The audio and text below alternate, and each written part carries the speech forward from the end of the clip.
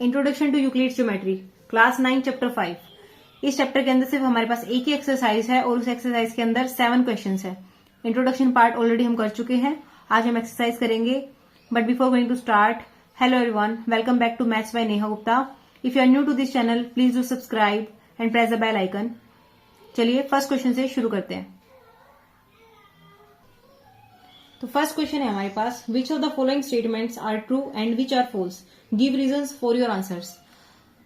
हमें कुछ स्टेटमेंट्स दी गई हैं और उसमें हमें पूछ रखा है कि ये स्टेटमेंट्स ट्रू है या फॉल्स है और हमें उनका रीजन भी देना है। ठीक है, तो फर्स्ट जो हमारे पास स्टेटमेंट है वो है only one line can pass through a single point, कि एक सिंगल पॉइंट से सिर्फ एक ही लाइन पास कर सकती है। जिन्होंने इंट्रोडक्शन पार्ट कर रखा है उनको तो कोई प्रॉब्लम आएगी ही नहीं। यहाँ पर उनको पता ही है कि जो single point means this one.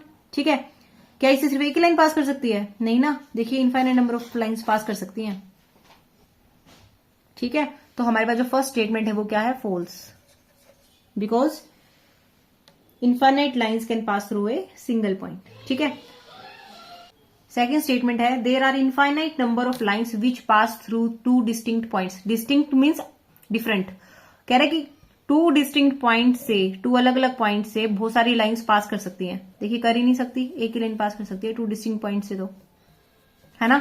ये हमने इंट्रोडक्शन पार्ट में भी किया था, तो इसका आंसर क्या आ जाएगा हमारे पास? False, only a single line can pass through the two distinct points. ठीक है, चलिए थर्ड स्टेटमेंट करते हैं।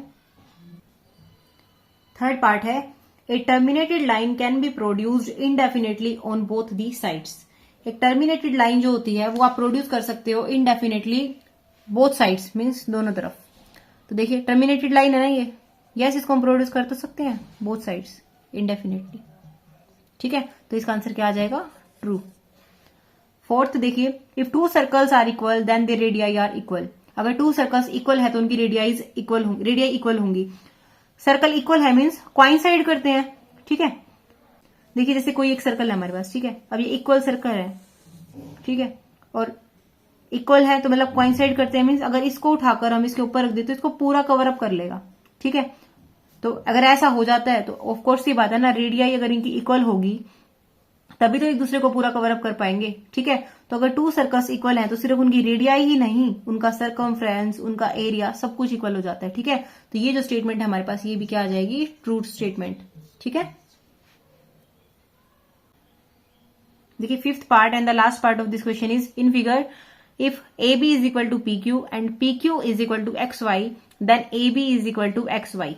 देखिए ए पी जो है वो पी क्यू के इक्वल है, ये इसके इक्वल है, पी क्यू जो है वो एक्स वाई के इक्वल है। तो हमें क्या कह रहा है कि ए बी जो होगा वो एक्स वाई के इक्वल होगा। ऑफकोर्स होगा ना, ट्रू है ये तो हमारे पास स्टेटमेंट ही थी।